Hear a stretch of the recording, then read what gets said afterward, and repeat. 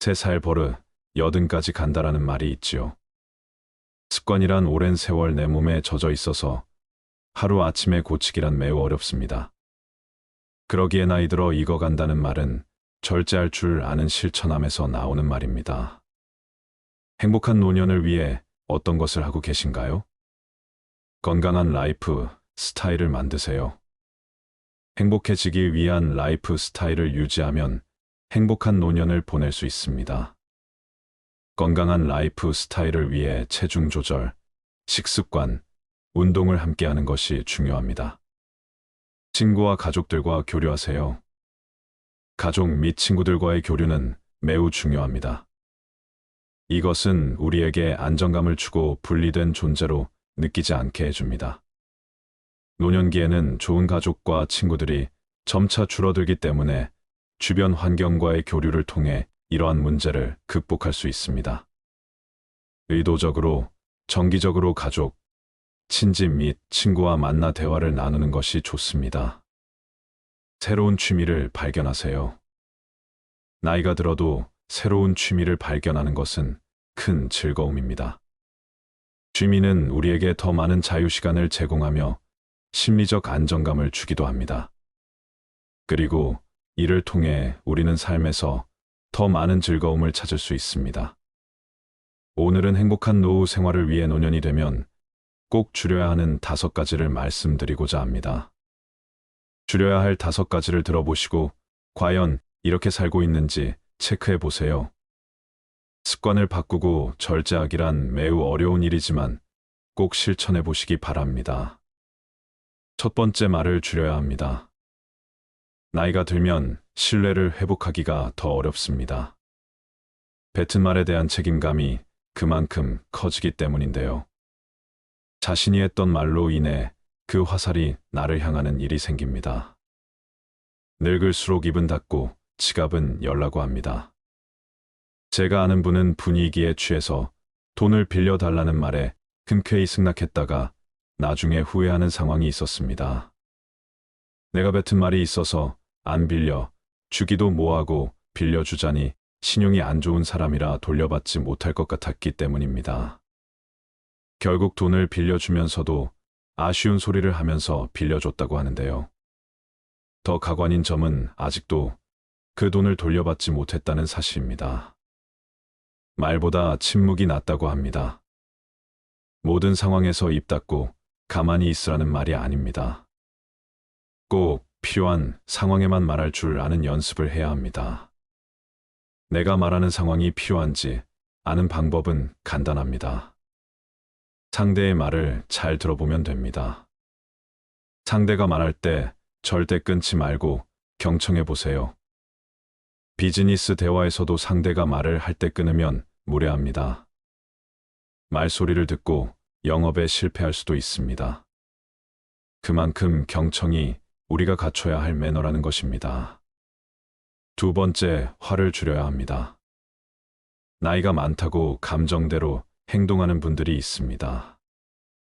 어리다고 무시하고 내 기분이 나쁘다고 상대에게 화풀이하는 행동은 꼭 자제하셔야 합니다. 우리가 젊었을 적 보기 싫었던 어른의 모습이 바로 이런 모습이었습니다. 이런 행동은 꼰대 소리 듣기 딱 좋은 행동입니다.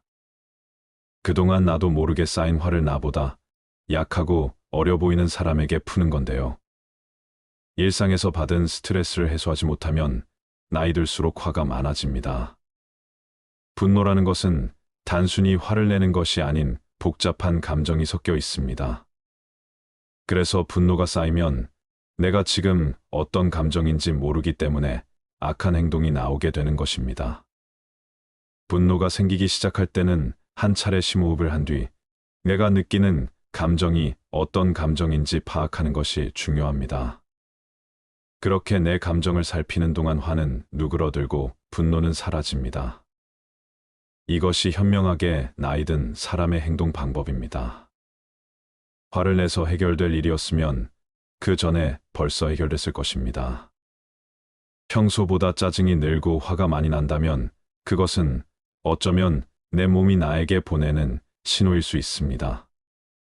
극심한 스트레스에 시달리고 있거나 내가 감당하기 버거운 일에 봉착했을 수 있습니다. 이럴 때는 무엇보다 휴식이 최고의 약이라고 합니다. 어쩌면 여러분에게 지금 필요한 것은 다른 어떤 것이 아닌 휴식 아닐까요? 세 번째는 차를 타는 것을 줄여야 합니다. 뜬금없이 무슨 차를 타지 말라고 하나 생각하실 수 있는데요. 나이가 들수록 우리 몸의 근육은 줄어듭니다. 그럼에도 불구하고 가까운 거리도 꼭 차를 끌고 가시는 분들이 많습니다. 보다 건강한 노후 생활을 위해 가까운 거리는 걸어가는 연습을 해보세요. 걷기가 생각보다 많은 운동이 된다는 사실 알고 계셨나요? 자주 걷는 분들은 하루에 10분만 걸어도 혈액순환이 좋아지고 입맛이 달라진다고들 말씀하시는데요. 실제로 걷기를 하게 되면 신체적으로 많은 도움이 됩니다.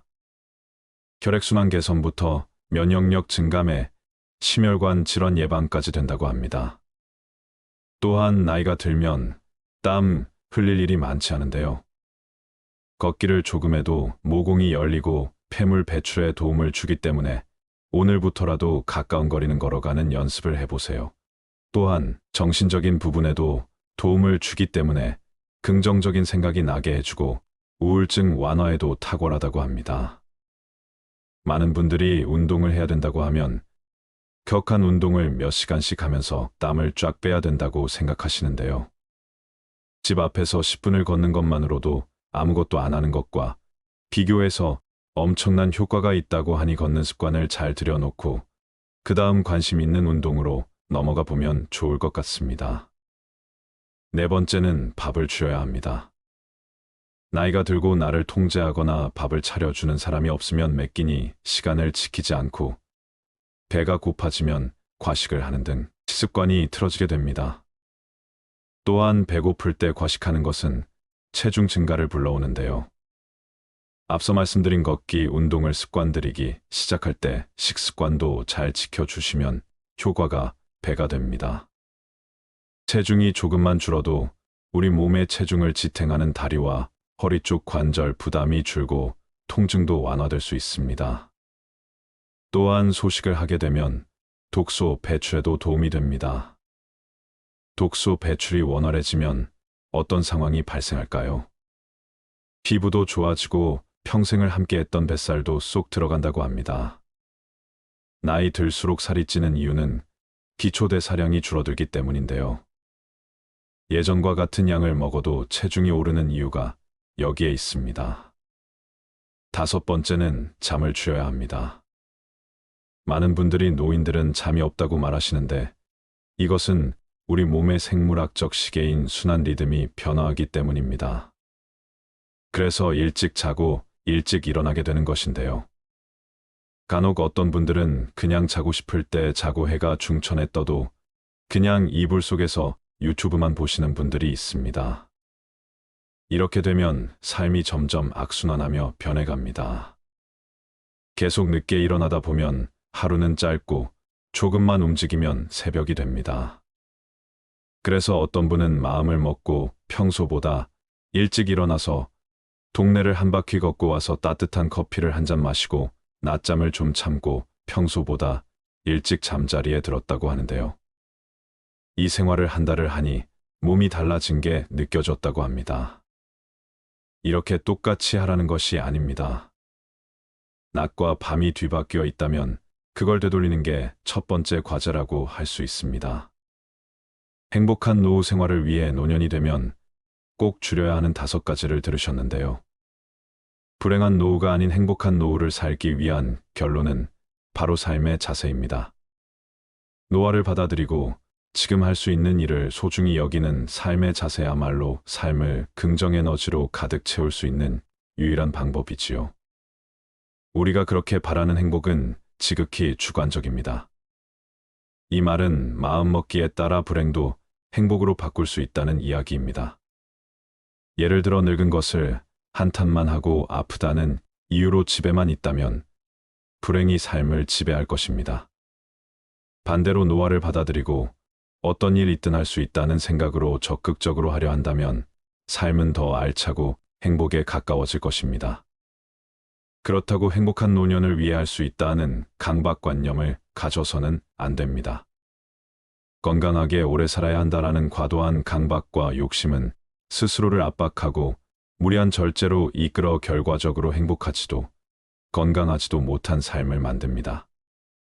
건강하겠다는 강박에 빠지지 말고 당장 내일 생이 마감돼도 후회되지 않도록 무리하지 않는 선에서 하고 싶은 일을 하는 것이 중요하지요.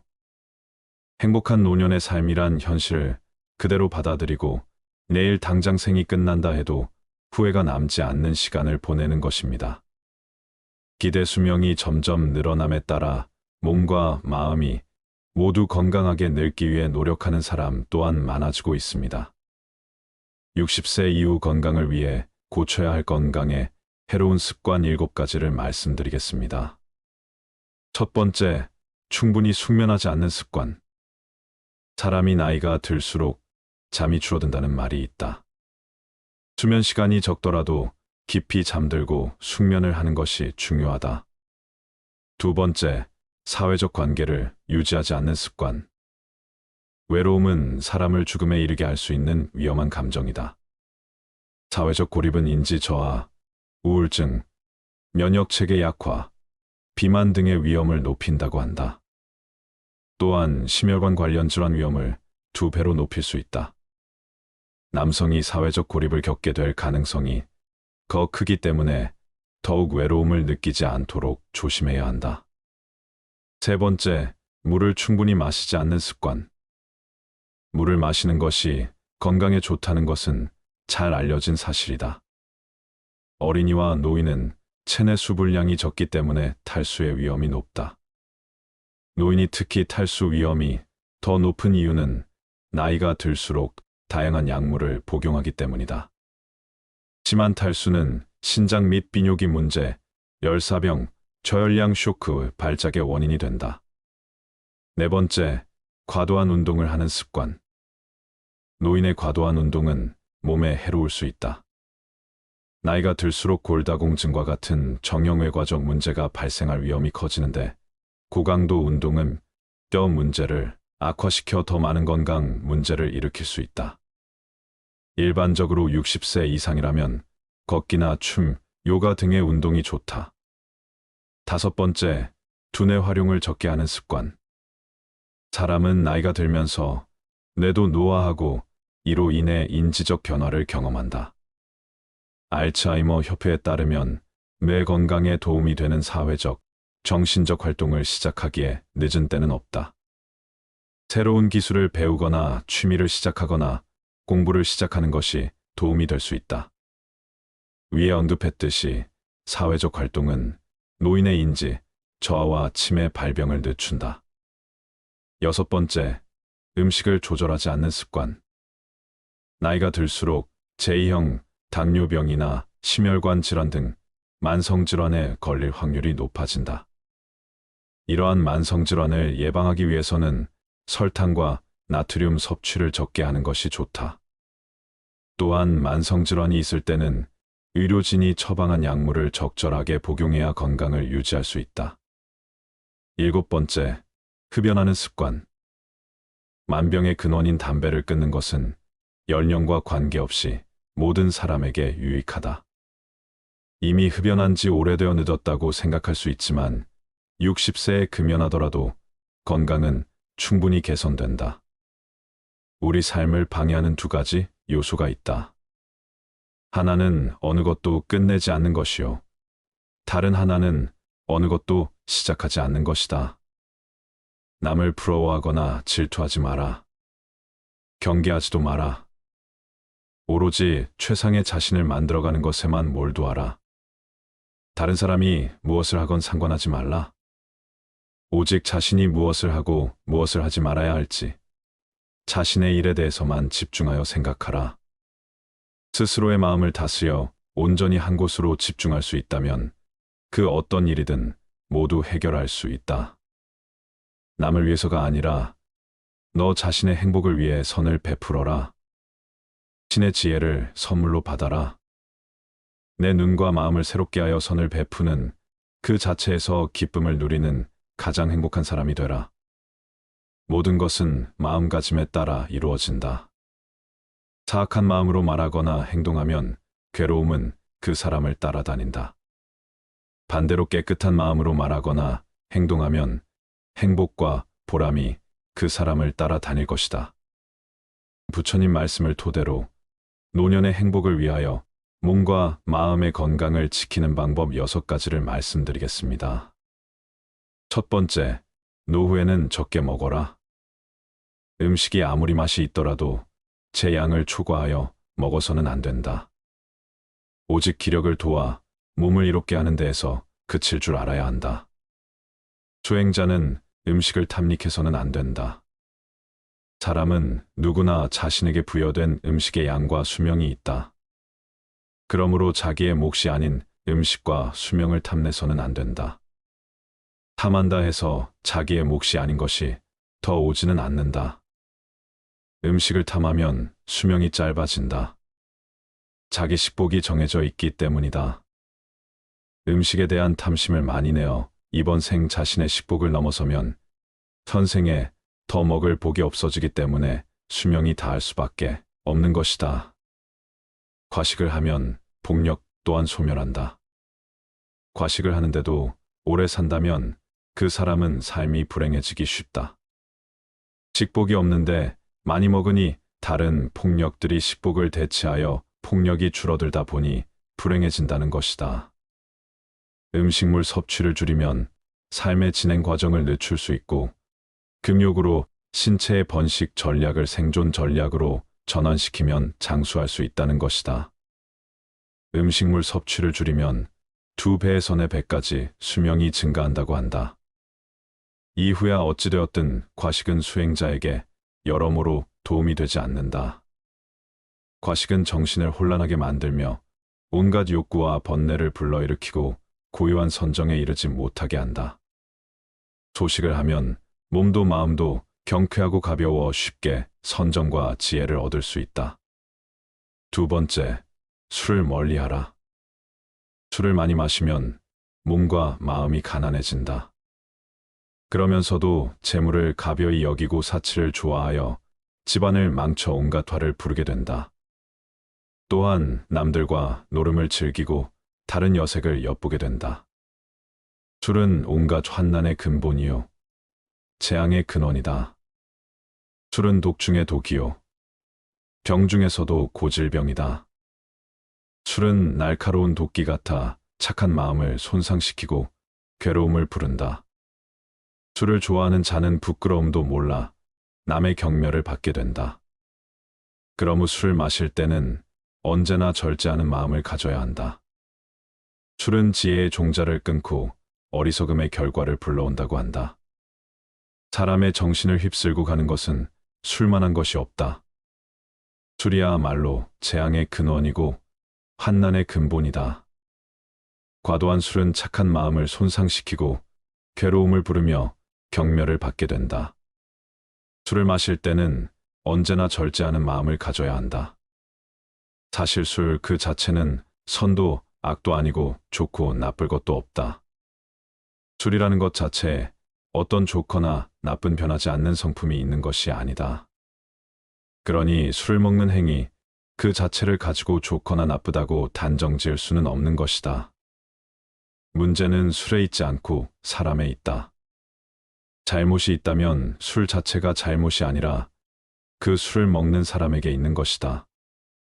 술을 먹고 정신을 잃어버리거나 취한 정신으로 온갖 악행을 한다면 그것은 술이라는 경계에 휘둘리는 것이다. 술이라는 것도 하나의 경계에 불과하다. 경계 그 자체는 언제나 좋고 나쁜 것이 아니다.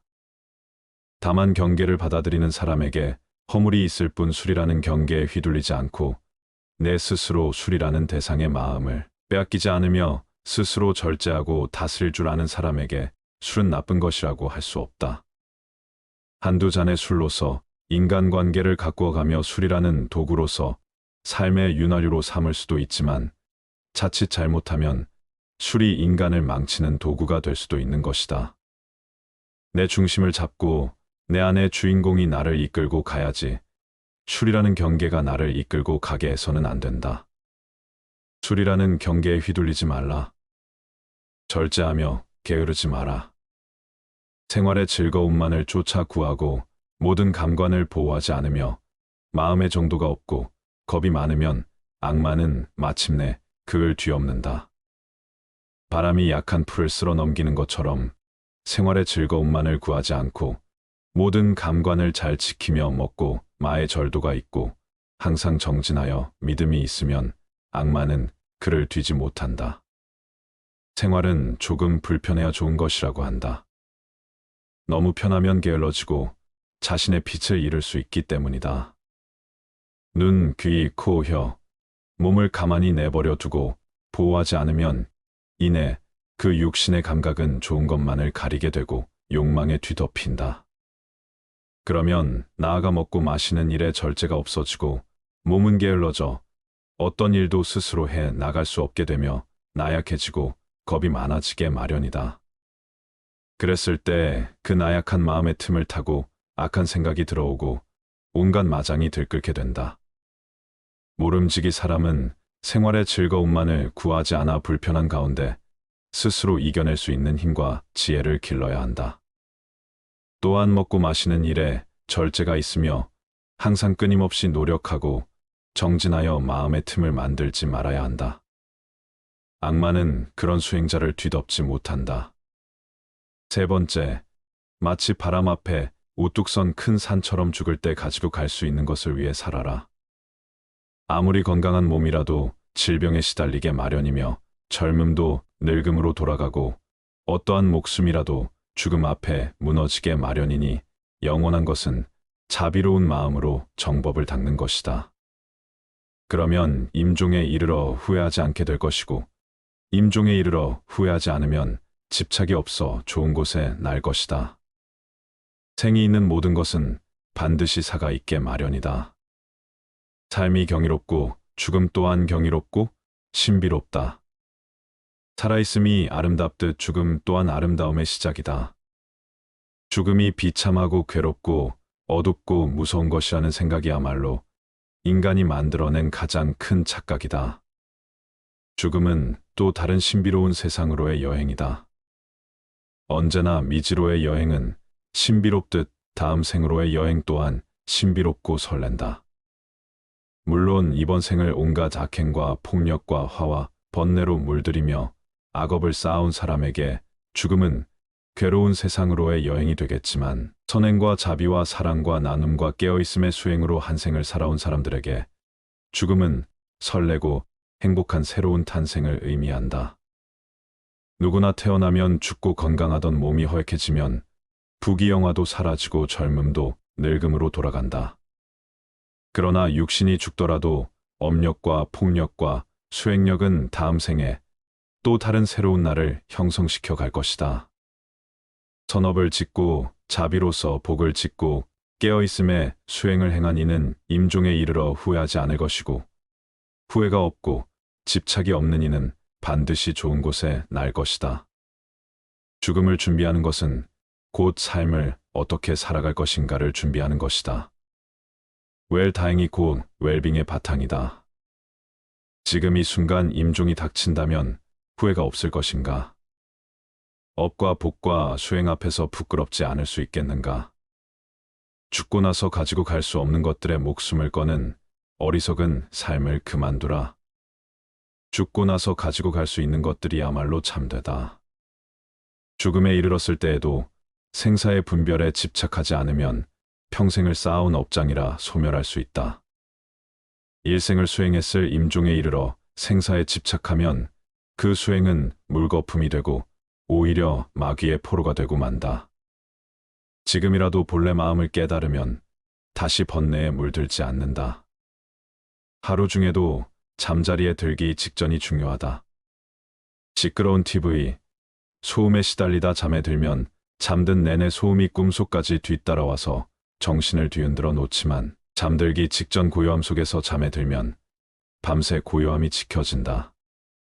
가만히 잠들기 직전 무슨 생각을 하다 잠이 들었는지, 그리고 그 생각들과 꿈에는 어떤 연관이 있었는지를 떠올려 보라. 잠들기 직전의 생각이 온통 꿈속까지 휘젓고 다니며 단점을 방해하고 있음을 알아차리는 데는 그리 많은 노력이 필요하지 않다. 하루 중에 이처럼 잠드는 순간이 중요하듯 일평생 가운데는 죽는 순간이 중요하다. 아무리 일평생 수행을 잘했다 하더라도 죽는 순간 생에 집착하여 미련을 못 버린다면 그간의 모든 수행은 물거품이 되고 오히려 마귀의 포로가 되어 헤매고 말지만, 죽음에 이르러 생에 집착하지 않고 냉철한 깨어있음으로 죽음의 순간을 지켜본다면 일평생의 수행을 뛰어넘는 결과를 얻을 수도 있다.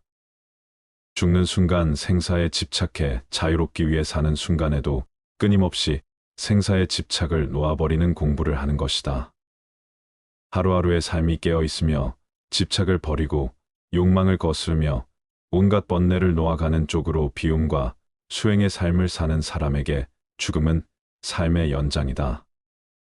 삶의 순간순간을 어떤 방식으로 살았느냐에 따라 죽는 순간을 어떻게 대처하느냐가 결정되어지기 때문이다. 올바른 웰빙이란 웰다잉과 다르지 않다. 웰다잉을 위해 죽는 순간에 공부를 위해 사는 순간, 생사에 집착 없이 올바로 죽는 연습을 하는 것이다. 생사를 비롯한 양극단의 모든 분별을 죽이는 것이야말로 참말로 잘 죽는 웰다잉이다. 네 번째, 더 이상 애쓰면서 살지 마라. 부모에게 받은 이 몸은 마치 시방의 허공을 입으로 불면 미진의 티끌이 있는 듯 없는 듯함 같으며 맑은 큰 바다에 거품이 흘러가면서 생겼다가 사라졌다함과 같다. 겉모습과 몸매와 외모가 중요한 세상, 이런 세상이야말로 이 세상이 얼마나 정신적인 타락의 길을 걷고 있는지를 증명해 주고 있다. 바깥에 보이는 것에 휘둘린다면 내면에 중요한 것은 뒷줄 신세를 면치 못한다. 몸의 실체는 어떠한가? 그것은 꿈과 같고 환술 같고 거품과 같고 그림자와 같고 티끌과 같다. 이런 몸을 무얼 그리 사랑하고 애착하는가? 그래서 옛 스승들은 이 몸을 똥주머니라는 똥만 잔뜩 넣어 가지고 다니는 똥주머니라고 했다. 똥주머니를 위해 무얼 그리 치장하고 내세우며 어여삐 여기는가? 몸 안에 온갖 내장이 기관들 똥오줌을 다 끄집어내 보면 얼마나 더럽고 흉측한 것인가? 그걸 다만 이 하얀 살결에 포장한 것에 지나지 않을 뿐이다. 살결에 포장한 것을 조금 잘했다고 예쁘다 하고 못했다고 못났다고 차별할 일이 무엇인가? 모두가 한낮 뜬 구름과 같고 바다에 뜬 거품과 같으며 꿈과 같고 그림자와 같은 것일 뿐이다. 다만 마음이 중요한 것이다. 몸을 중요시 여기는 그 마음이 우리 몸을 더욱 더럽히고 욕되게 만든다. 몸에 얽매이고 집착할수록 정신은 공허하게 총기를 잃고 만다. 그러니 몸 형상 모습 생김새를 탓하지 말고 또 얽매이지도 말자. 몸을 이제 그만 놔둬라. 다섯 번째, 부모님을 잘 섬기고 부모님께 효도하라. 부모님 공경이 곧 부처님 공경이다. 부모님은 나를 낳아서 나로 하여금 도를 배우게 하심으로 모든 남자는 나의 아버지이며 모든 여인은 나의 어머니로 알아라. 이제 깨달음을 얻는 것은 다 부모님의 은혜이니 사람이 도를 배우고자 하면 먼저 효도로 정진하지 않으면 안 된다. 부모님의 은혜는 부처님의 은혜와 동등하고 부모님을 섬기는 데서 오는 과보는 불보살님을 섬기는 데서 오는 과보와 동등하다. 부모님께 효도를 베푼다면 이 세상의 모든 선행에 으뜸이 된다. 부모님이야말로 지금의 나를 개 한 뿌리이며 근원적인 인연이기에 부모님이나 부부 자식처럼 나와 가까운 인연은 곧 내 안에 업이 투영된 관계라고 볼 수 있다. 그들 속에서 나를 볼 수 있어야 한다. 그들과 나와의 관계는 곧 내 안의 업을 녹이는 공부이고 나 자신을 성장시켜가는 마음, 공부의 생생한 현장이다. 업장 소멸에 열린 장이 바로 가족이며 부모다. 그렇기에 부모에 대한 효도야말로 우주적인 순리를 따르는 수행이 자비의 시작이다. 부모님과의 관계가 바르지 못하다면 그 첫 단추가 사회생활의 모든 단추를 흐트러지게 만든다. 가족과의 관계, 그 기초 위에서 모든 타인들과의 인연이 성숙되어 가는 것이다. 특히 효도는 모든 자비와 지혜의 첫 단추와 같다. 그래서 부모님을 공경하는 것은 곧 부처님을 공경하는 것과 같다고 하는 것이다. 부모님처럼 가장 가까운 인연을 소중하게 간직할 수 있어야 한다. 가장 가까운 인연이야말로 내 업의 나눔이니 부모님과의 관계가 껄끄럽고 아름답지 못하다면 그것은 부모님과의 닦아야 할 업이 많은 연유이다. 부모님을 잘 섬기고 부모님께 효도하라. 그것이 업장 소멸에 매우 빠른 길이고 모든 공덕이 그로 인해 시작된다. 어리석은 범부들은 나를 나라고 보아 나에 집착한다. 그러나 필경에는 나도 없고 내 것도 없나니 나를 비우고 내 것이라는 생각도 비워야 한다. 법이란 생각을 일으키면 마와 법이 생기고 법이란 생각이 사라지면 나와 법도 사라진다. 내 자식이다, 내 재산이다 하면서 어리석은 사람은 괴로워한다. 사실 내 몸도 나의 것이 아닌데 어찌 자식이나 재산이 나의 것일 수 있겠는가? 내 자식이다, 내 재산이다, 내 생각이다, 내 것이다 하는 것은 다 어리석은 생각이다. 나도 내가 아닌데 내 몸도 이번 한 생 잠시 쓰고 나면 이 우주에 돌려주어야 하는데 하물며 내 소유를 어찌 내 것이라고 할 수 있겠는가? 잠시 빌렸을 뿐이다. 내 몸도 우주법계에서 잠시 빌어다 쓰는 것이고 내 소유도 잠시 법계에서 빌어다 쓸 뿐이다. 그러니 집착할 것이 없다. 내 몸도 이 우주에서 품어낸 온갖 음식을 잠시 빌려 유지하고 있을 뿐이고 내 생각도 이 세상의 수많은 생각들을 인연 따라 잠시 채용하여 내 식대로 조합해 쓰고 있을 뿐이며 내 자식도 우주적인 법계의 인연과 업의 법칙에 따라 잠깐 부모의 몸을 빌어 나왔을 뿐이다. 세상 모든 것들이 이처럼 다른 모든 존재들 의지하여 다만 잠시 그 모습을 취하고 있을 뿐이다. 세상 모든 존재는 우주의 것이며 다른 모든 존재들의 것이다. 6번째, 유산을 남겨주기 위해 자신의 귀중한 생애를 다 쓰지 마라. 내가 곧 이 우주이며 또한 나는 이 우주의 모든 존재들과 긴밀하게 연결되어 있다. 그러니 어찌 내가 누구를 가지고 내가 무엇을 집착하고 누가 무엇을 소유할 수 있겠는가? 온 우주는 전체에 의해 존재하며 전체에 의해 소유되고 있는 것이다. 그런 신성한 우주적인 것에 내 것이라는 울타리를 치면서부터 우리는 우주로부터 진리로부터 외면받고 있다. 내 것이란 울타리를 걷어내면 모든 것이 그대로 있을 곳에 있고 제자리를 찾는다. 내 것을 만들면 세계가 나뉘어 시끄럽지만 내 것을 걷어내면 세계도 나도 나뉘지 않아 고요하다. 유산을 남겨주기 위해 자신의 귀중한 생애를 다 쓰지 마라. 많은 사람들이 재물을 얻는데 더 많은 힘을 기울인다. 우리들 이웃을 보면 저마다 돈벌이에 바빠서 개미처럼 동으로 뛰고 서로 뛰고 급하게 서두르고 악착 같다. 돈 아니면 거들 떠보지 않는 상태로 자신을 방치해 버리기도 한다. 사람들은 돈을 벌면 대부분 쌓아두거나 모은 돈을 통해서 더 큰 돈을 벌 생각을 한다. 그리고 그렇게 힘들게 번 돈조차 기꺼이 써버리고 만다. 다행히 어떤 사람이 생애를 무사히 마칠 때까지 별탈 없이 돈을 엄청나게 벌었다 치자 그동안 그가 땀을 쓴 보람으로 남은 것은 단지 황금 덩어리일 뿐 이제 귀중한 세월은 다 써버리고 말았다. 남은 그 황금 덩어리를 남에게 물려줄 일만 남은 것이다.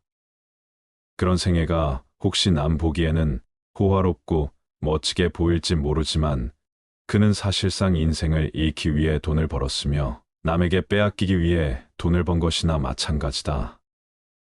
돈을 벌어서 써보지도 못하고 유산으로 남겨주기 위해 귀중한 인생을 낭비했다. 그는 참으로 허망한 일을 했으며 잊힌 생애를 살았다고 말할 수밖에 없다. 평생을 의식주의 호화호식 위에 악전고투를 하며 사는 것처럼 어리석은 일은 없다.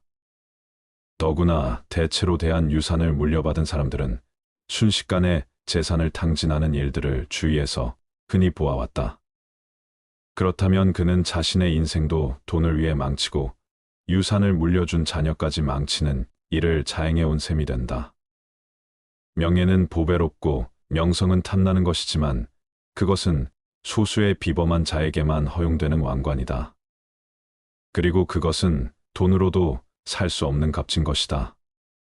그러나 사람들은 명예의 월계관보다 재물을 더 선택하고 있다. 과연 돈이 많으면 남들이 떠받들 것이다라는 말이 사실이며 그것이 과연 행복을 가져다 줄 것인지는 의문이다. 모두가 그토록 바라던 순간은 바로 지금이다. 비록 100년을 살지라도 마음이 어리석다면 고요한 마음으로 하루를 사는 것만 못하다. 비록 100년을 산다고 하더라도 마음이 어리석고 탐욕스럽고 성냄을 일으킨다면 차라리 고요하게 그 마음을 비추며 한순간을 보내는 것보다 못하다.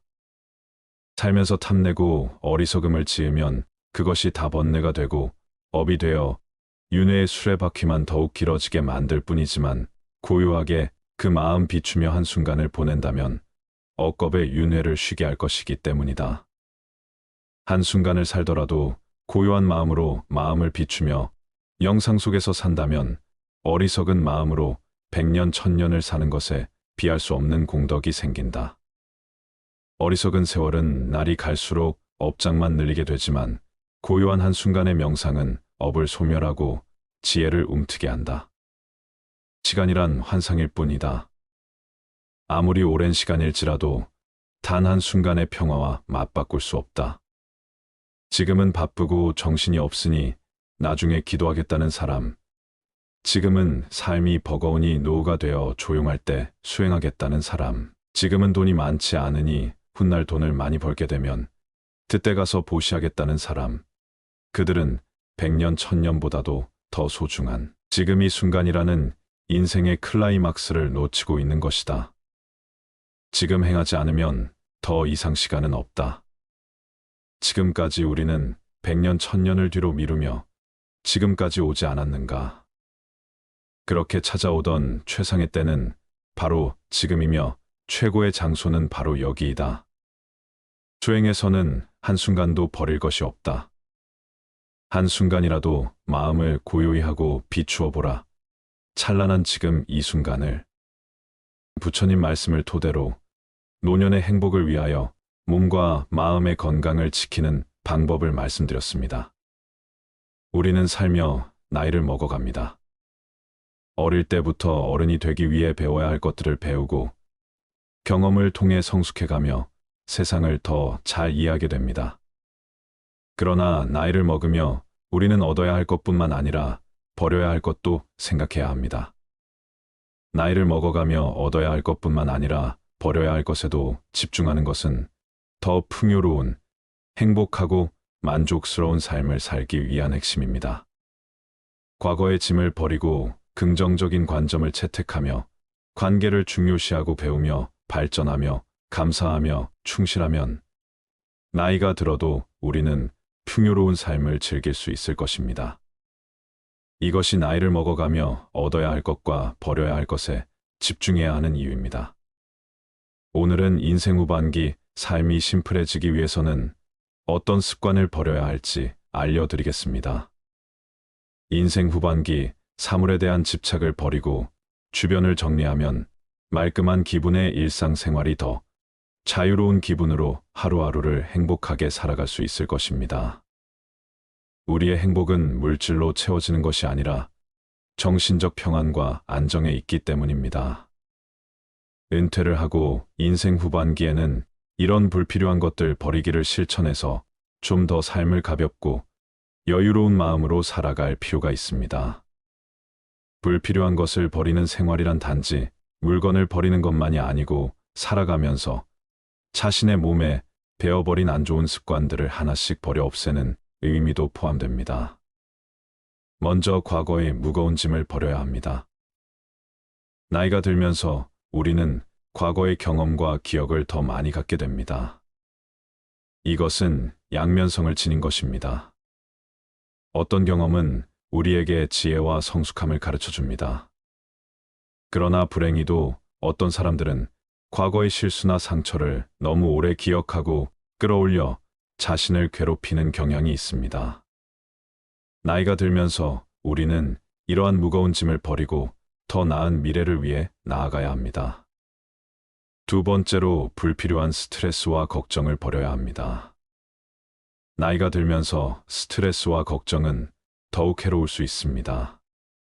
미래에 대한 불안, 건강 문제, 경제적 문제 등 다양한 이유로 우리는 스트레스를 받게 됩니다. 그러나 스트레스와 걱정은 우리의 건강을 해칠 수 있으며 행복을 방해할 수 있습니다. 나이가 들면서는 불필요한 스트레스와 걱정을 버리고 현재의 순간을 즐기기 위해 노력해야 합니다. 세 번째는 바로 선입견입니다. 어릴 때는 몰라서 이럴 거야 하고 착각하고 오해하는 경우가 많고, 나이가 들면서는 이랬으니 이렇겠지 하고 편견을 갖게 되는 경우가 많습니다. 어릴 때는 내가 잘 모르고 어리석다는 것을 감추고 싶어서 그랬던 것 같고, 나이가 들어서는 미지의 것에 대한 호기심을 잃어버려서 그랬던 것 같습니다. 시간이 지나 여러 가지 일들을 경험하고 그런 경험으로 인해 지혜가 생기는 것은 좋은 일이지만, 반대로 선입견이라는 것이 생겨버리기도 합니다. 그래서 아직 해보지 않은 일에 대해, 아직 읽어보지 않은 책에 대해, 보지 않은 영화에 대해, 아직 제대로 만나보지 않은 사람에 대해 제대로 알아보려 하지 않고, 눈 돌리지 않았는지, 귀를 닫고 이야기를 듣지 않았던 것은 아니었는지, 마음을 열고 생각을 기울여 주었는지 본인에게 물어봐야 합니다.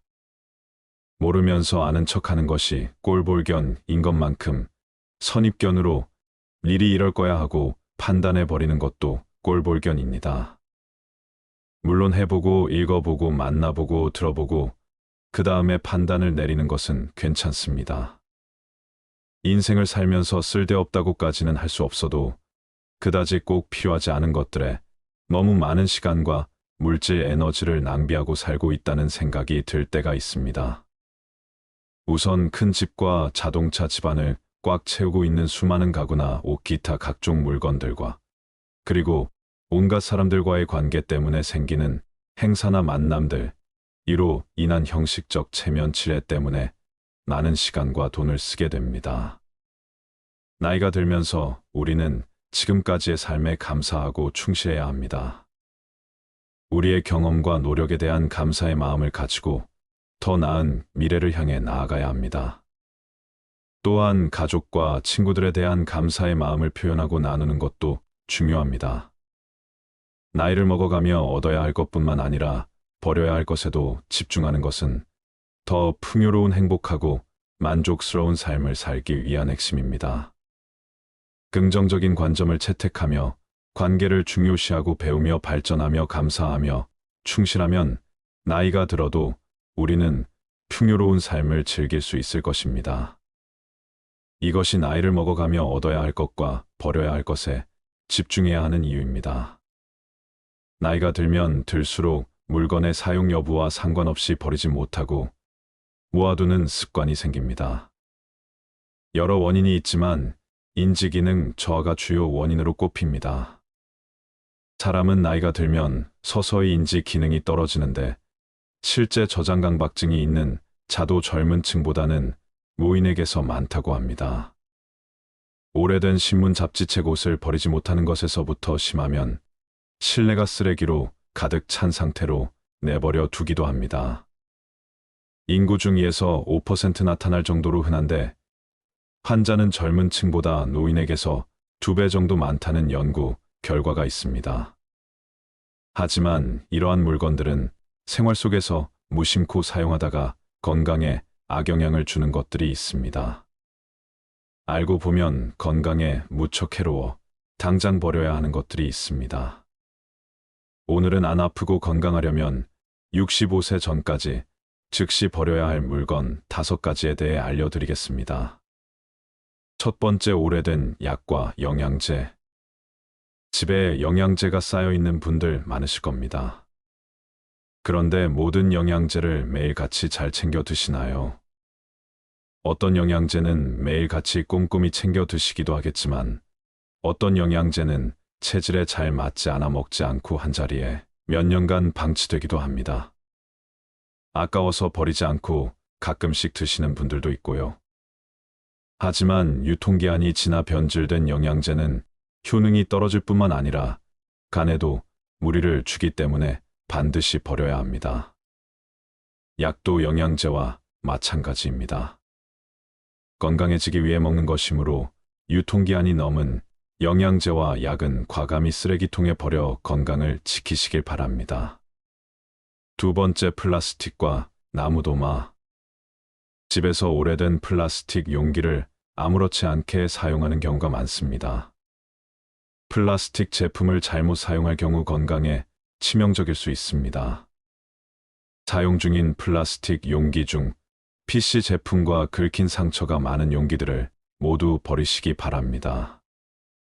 이러한 용기들은 가열할 때 유독 가스를 방출하는 물질인 비스페놀 A로 제조되었을 가능성이 매우 높습니다.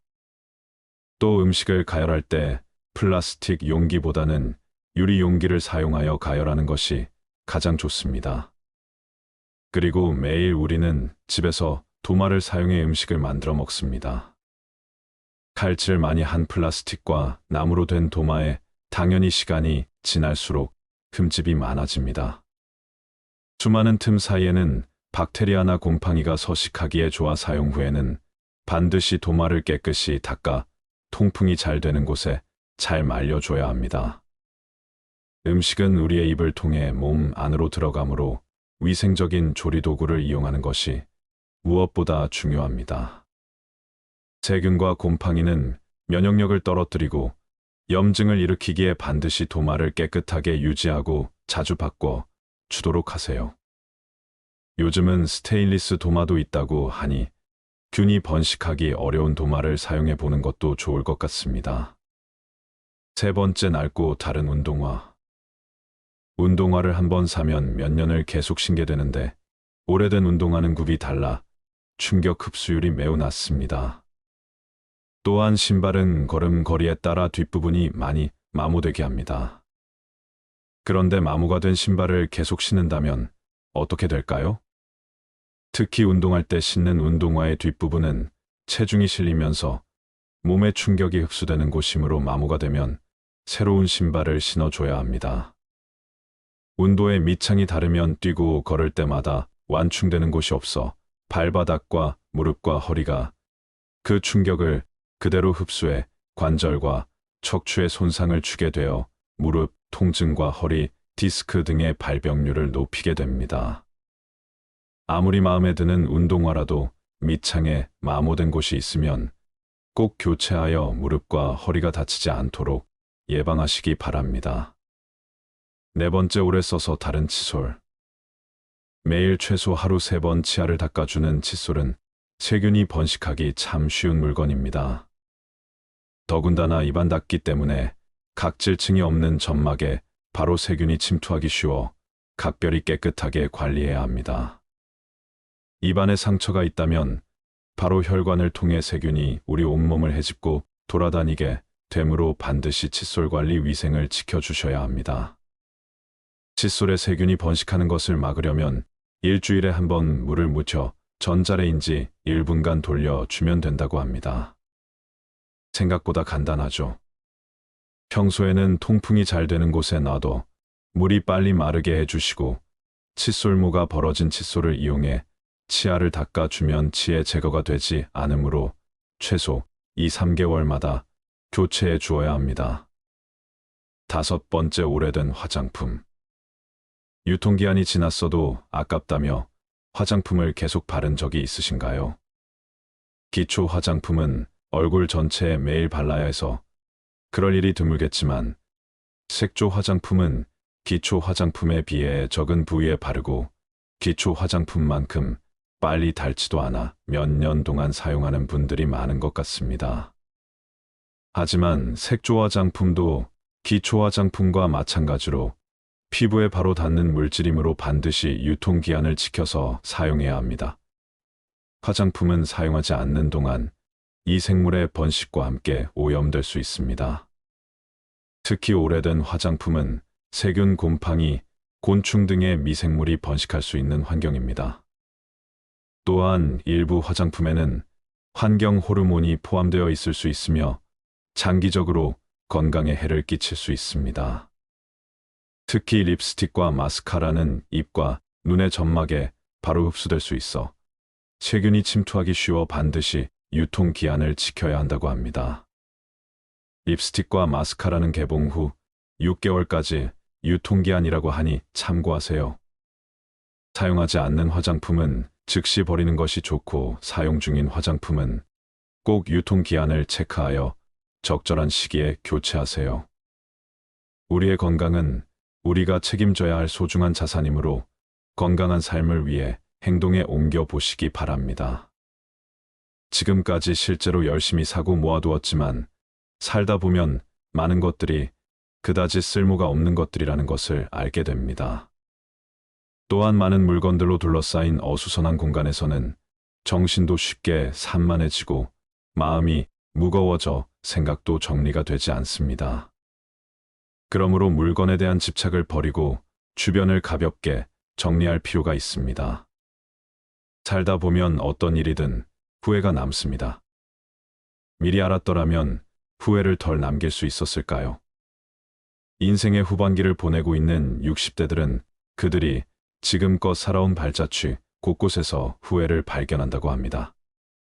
인생의 시행착오를 줄이고 더 나은 인생을 살기 위해서 꼭 알아야 되는 건 무엇일까요? 첫 번째, 저축을 많이 하지 못한 것. 자축은 노후 대비에 가장 중요한 역할을 합니다. 은퇴 이후 가장 큰 고민을 경제적인 어려움이라고 꼽았습니다. 고정 수입이 줄어들고 자녀 지원비, 병원비 등 각종 늘어가는 지출비 탓에 생활고에 시달릴 수 있습니다. 노후 대비를 위해서는 먼저 저축을 시작해야 합니다. 저축을 시작할 때는 먼저 현재 수입과 지출을 파악하고 가능한 많은 돈을 저축하는 것이 좋습니다. 젊은 나이에 저축을 하지 않으면 은퇴 이후 큰 고난을 겪게 될 수 있습니다. 두 번째, 배우자에게 잘하지 못한 것. 배우자는 평생을 함께 할 반려자입니다. 60대가 되어서도 배우자가 옆에 있다면 그야말로 그것 자체가 천복입니다. 그러나 상대방의 소중함을 쉽게 간과해버리고는 합니다. 나이가 들수록 곁에는 서로만 남게 되며 자식도 소용없습니다. 배우자에게 최선을 다하며 앞으로의 노후를 그려나갑시다. 세 번째, 건강을 소홀하게 한 것. 건강이 중요하다는 사실을 모르는 사람은 없습니다. 하지만 젊어서는 그것을 잘 모르고 자기의 몸을 혹사시킵니다. 그거 하나 한다고 건강해지겠어 하고 무심히 지나쳤던 습관들이 사실은 평생 건강을 지키는 열쇠입니다. 건강을 유지하기 위해서는 규칙적인 운동과 올바른 식습관을 유지하는 것이 중요합니다. 많은 종류의 영양소를 저염식으로 골고루 섭취하세요. 영양 과잉과 결핍이 되지 않도록 철저한 관리가 필요합니다. 그 중에서도 특히 치아 관리를 잘해야 합니다. 치아는 하루아침에 좋아지지 않기 때문입니다. 또한 건강검진도 정기적으로 받아 건강한 삶을 유지하는 것이 좋습니다. 건강한 삶은 노후에 대비하는 가장 좋은 방법입니다. 오래 사는 것이 기본인 시대에 우리는 유병장수보다는 무병장수로 가야 합니다. 네 번째, 자식과 대화를 많이 하지 못한 것.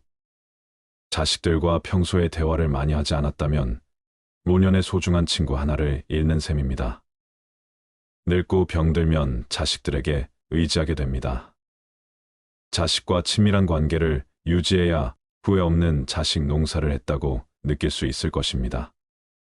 뿐만 아니라 자식과 건강한 유대감을 형성하는 것은 노년의 정신적 안정감에도 도움을 줍니다. 자녀들과 진정으로 소통하지 못했다면 노년이 불행할 것입니다. 다섯 번째, 노년을 함께 할 친구를 못 만든 것. 배우자 다음으로 친구가 가장 큰 자산입니다. 취미 생활을 공유할 수 있는 친구, 자신의 속 얘기를 가감없이 털어놓을 수 있는 친구가 있다면 늙어서도 외롭지 않은 인생을 보낼 수 있을 것입니다. 자식들은 바쁘다고 얼굴 보기가 어려울 것입니다. 만일 평생을 함께 할 친구가 없다면 노년은 무척 외롭고 쓸쓸할 것입니다. 6번째, 평생 할 수 있는 취미. 만들지 못한 것 취미라고 해서 골프 등과 같이 돈이 많이 들어가는 것일 필요는 없습니다. 등산과 가벼운 산책, 독서, 음악 감상 등과 같이 큰 돈이 필요 없는 것들도 많습니다. 취미를 갖게 된다면 평생 지루하지 않은 활력 있는 삶을 보낼 수 있을 것입니다. 또한 취미를 부부와 함께 하는 것이 가장 좋습니다. 친구들과 어울려 친목을 도모할 수 있는 취미 생활도 추천합니다. 나이와 건강에 맞는 취미를 개발하는 것은 아주 중요한 노후의 요건임에는 틀림없습니다. 7번째, 배움을 멈춘 것.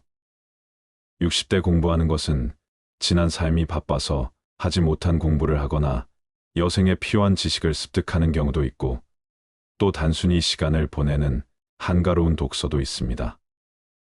하지 못했던 배움을 한다는 것은 아주 소중한 시간입니다. 요즘에는 70대 이상의 노인들도 컴퓨터를 배우고 새로운 도전에 나서고 있습니다. 평생 공부하고 배우는 일을 멈춰서는 안 됩니다. 배우려는 열정이 있다면 인생이 모작도 가능하다고 전문가들은 조언합니다. 8번째, 일기를 쓰고 기록을 남기지 못한 것. 은퇴한 나에 생각해보면 자신이 살아온 인생의 험하고 덧없이 느껴질 때도 있습니다. 그럴 때 평생 자신이 걸어온 발자취를 돌아보고 정리하는 것이 필요합니다.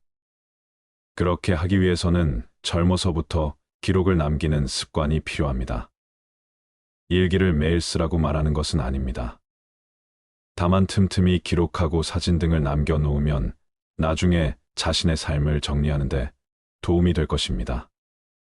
9번째, 연금과 보험을 들지 못한 것. 노년기에는 뜻하지 않게 먹더니 들어가는 경우가 많습니다. 대부분 건강과 관련된 비용입니다. 60년대생들이나 그 이전에 태어난 사람들에게는 노후 준비에 대한 접근, 방식이 현대의 젊은 세대와는 다르게 해야 한다는 건데 노후 준비 시간이 상대적으로 적다는 점을 감안하여 고령자를 위한 특화된 투자 상품을 찾아볼 필요가 있습니다.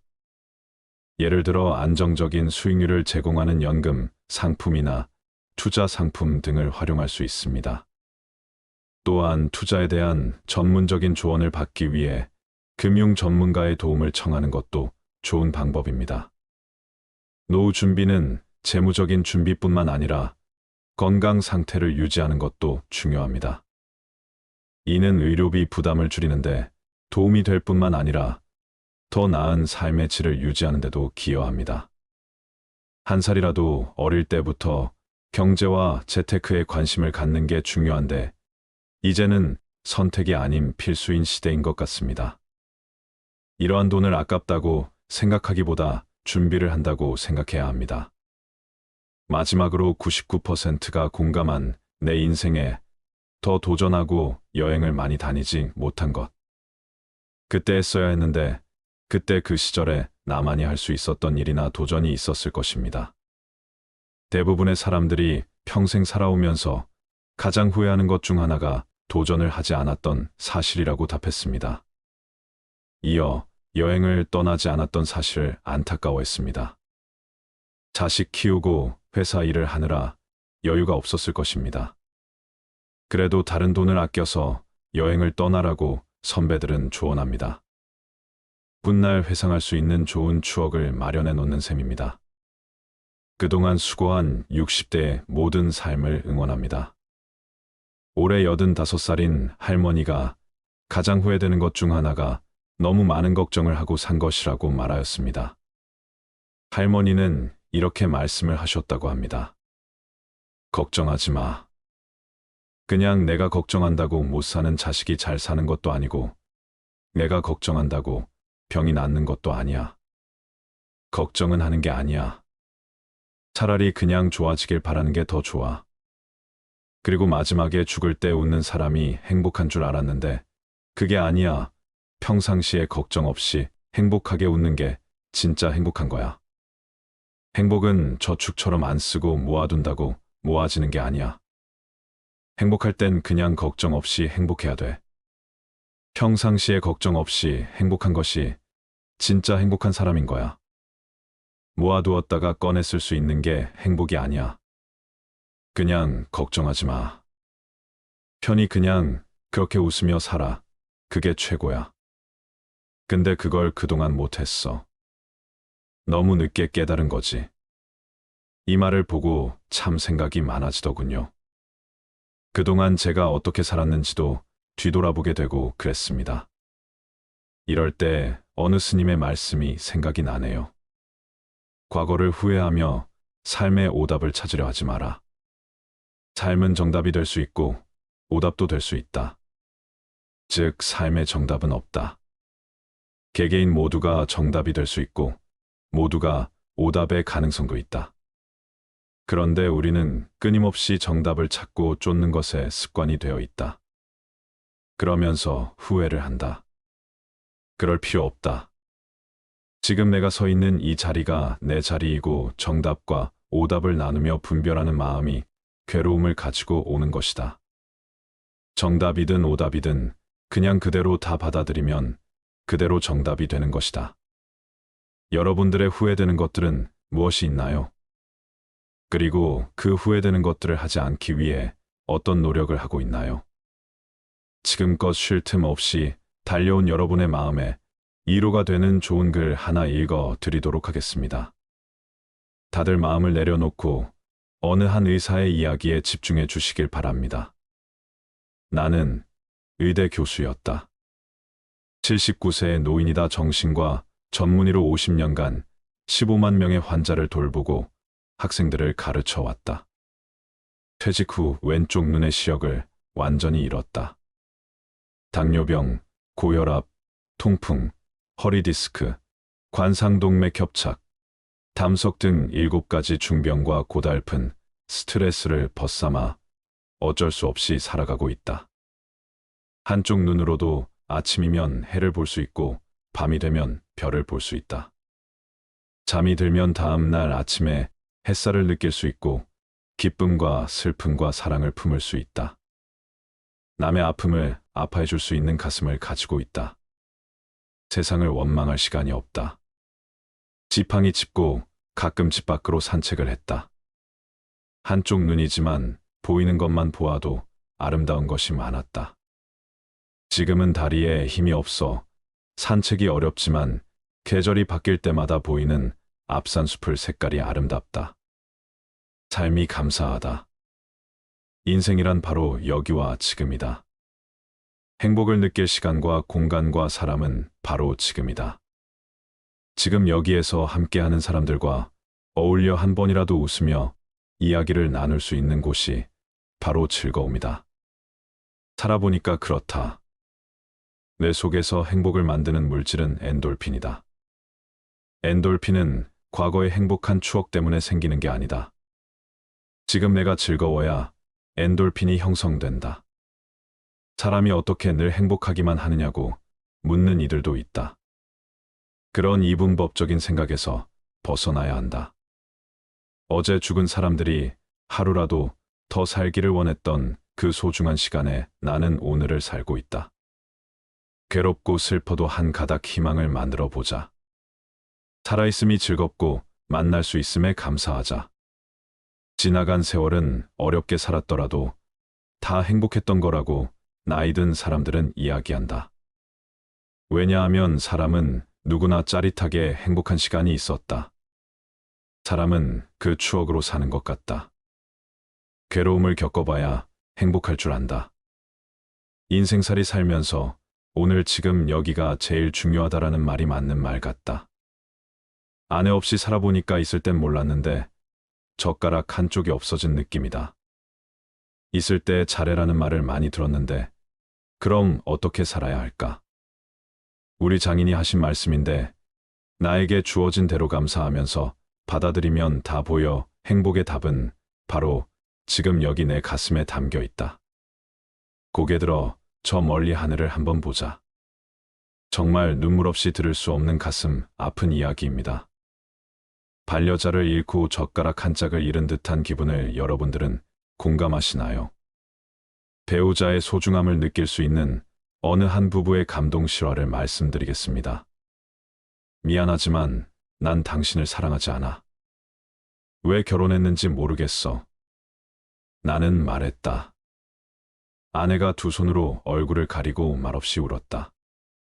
난 미안했지만 등을 돌리고 집을 나왔다. 아내와 더 이상 살아갈 자신이 없었기 때문이다. 아내에게 이혼 서류를 꺼냈다. 집과 자동차, 부동산과 현금, 그 중에서 당신이 30%를 가질 수 있어. 아내는 말없이 눈물만 흘렸다. 이튿날 집에 돌아와 보니 탁자에 아내가 써놓은 편지가 있었다.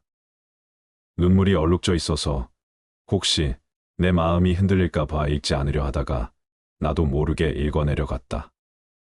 난 아무것도 원하지 않아. 다만 한 달쯤 시간을 갖고 싶어. 한 달만이라도 아무 일 없는 것처럼 대해줘. 아이 시험 기간이니까. 신경 쓰지 않게. 그리고 이혼 조건으로 한 가지 부탁만 할게.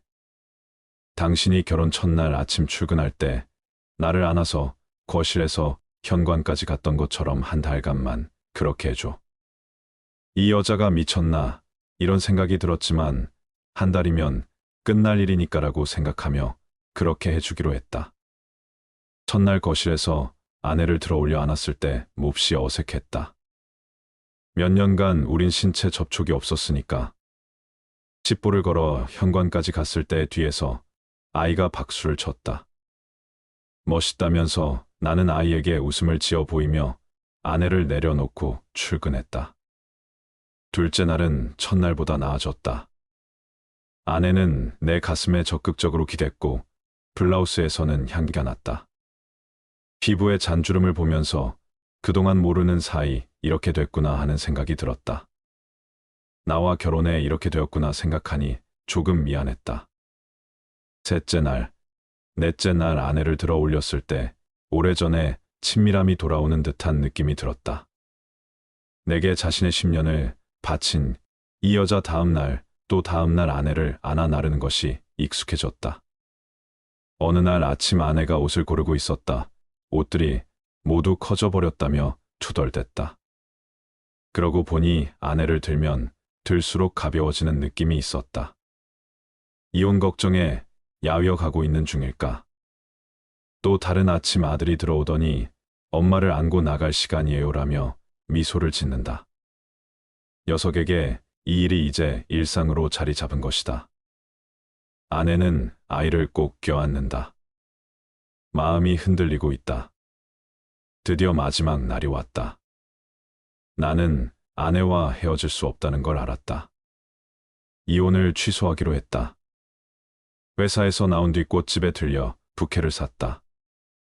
부케에 나는 이제부터 죽을 때까지 당신을 아침마다 들어올릴게라고 써달라고 했다. 그리고 집으로 달려갔다. 여보, 미안해. 우리 헤어지지 말자. 난 당신을 여전히 사랑해. 현관에 들어서자마자 나는 소리쳤다. 그런데 아무런 응답이 없었다. 안방으로 들어서자 아내는 잠든 듯 가만히 누워 있었다. 그녀는 숨져 있었다. 아내가 남긴 편지에서 위안 말기였다는 사실을 알았다. 아내는 자신의 시한부 삶을 받아들였고 아들에게 다정한 부모의 마지막 모습으로 기억하게 하고 싶었던 것일까. 부케를 떨어뜨리며 나는 주저앉은 채 아내를 안고 한없이 울었다. 위의 글은 외국인의 페이스북에 올라왔던 글입니다. 실화든 소설이든 사연이 가슴을 아프게 하네요.